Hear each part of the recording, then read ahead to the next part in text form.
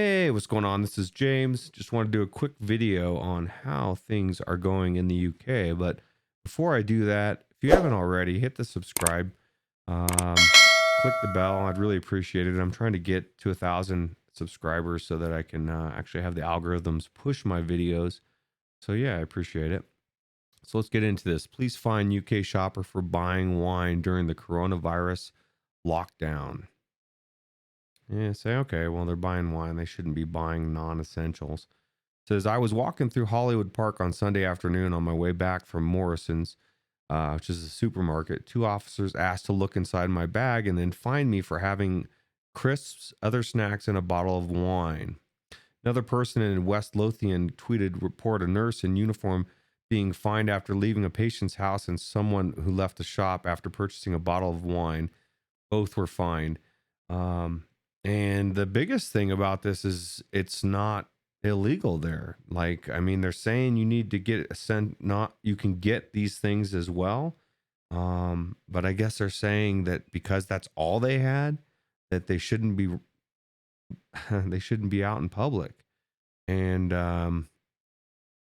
it's just like I keep saying, slippery slope. Journalist gets home visit from UK police after he reported mosques floating lockdown law. And this is kind of disturbing, actually. This reporter did uh, was letting people know, hey, this is going on. The mosques here are not paying attention to it, and I'm going to go film it. And they're a reporter, so they're allowed to.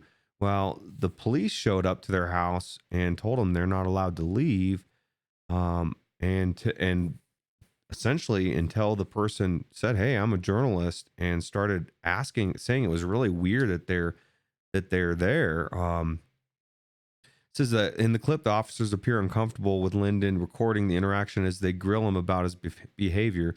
They attempt to make Lyndon reveal what car he drives, but he refuses to tell them. Shortly after, Lyndon accuses the police of targeting him for reporting on the activities of Muslims. The officers begin to leave. And if you don't know much about the UK, Muslims are a very protected group there, and they seem to get to do a lot of things that other groups don't. And pretty much is going on around the world. If there's an area that's a no-go zone, and they can do whatever they want, essentially. UK police force brags about hiding in the shadows to catch picnic goers. This is interesting, right? It says a police force in the UK has bragged that its officers may be hiding in the shadows, ready to catch people of picnics in rural locations.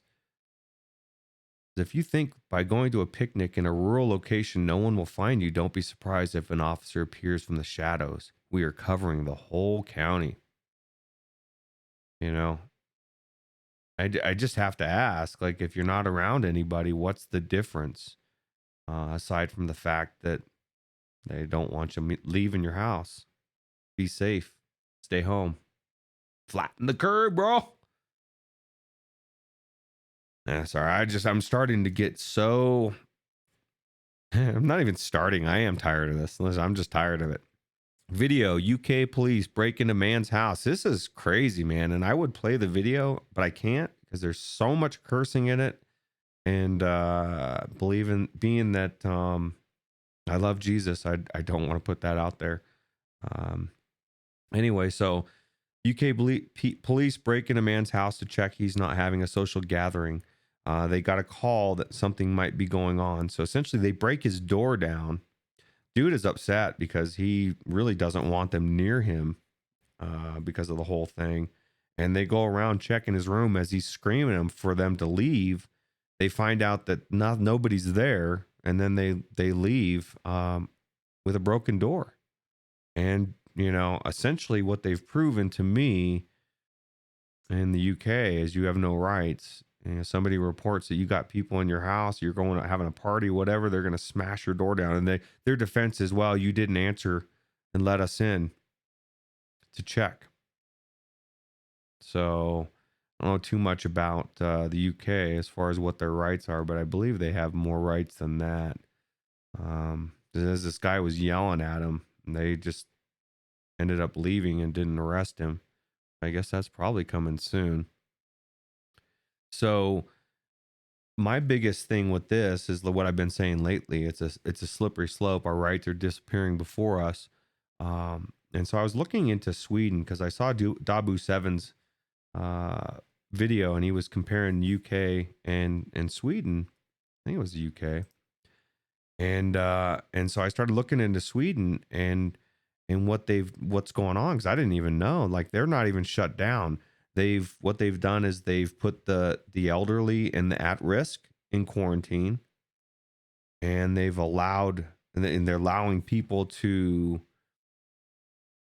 social distance themselves and take care of themselves, and it's actually seems to be working, right? I mean, they still have places open, restaurants, whatever. They're limiting it to, I think, 50. They're trying to be cautious, but they're not going overboard like everybody else. And so by this point, we would expect the numbers to be insane. Like Sweden, they got 10 million people, so they should be in comparable to some of the cities like New York or Italy or whatever. But it's not. Like, their numbers are lower than almost everywhere else per capita, right? And if you look at the numbers of the UK versus the Sweden, you got 1,000 deaths. The UK has 12,000 deaths. And granted, they were a little bit ahead of them, but not much, not that far. So I have to ask you, what is going on? Like, if being paranoid and locking everybody up doesn't make a difference, what the heck are we doing? Because, and this is going to be one of my future videos I'm going to do probably tomorrow. I'm trying to do 2 a day. I took yesterday off, but I was listening to Alex Jones yesterday, and he was making a point, a really good point, that people aren't taking into consideration the third world and how this is going to cause starvation like nobody's seen in a long time. And we're shutting everything down here. We think it's bad here. Our economy's bad here.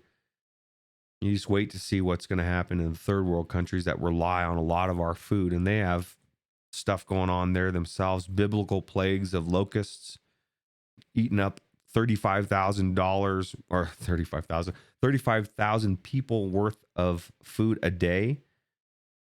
And yeah, so we're going to be seeing some really hard times for the third world countries, but nobody seems to care about that. It's just all about locking everybody up and conditioning us to be slaves.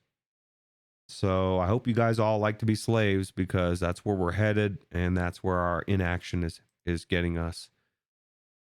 And it's a good article from Steven Crowder, Louder with Crowder, just going over some of the details of how Sweden not shutting down didn't end their world. It's not, their whole country isn't disintegrating right before our eyes.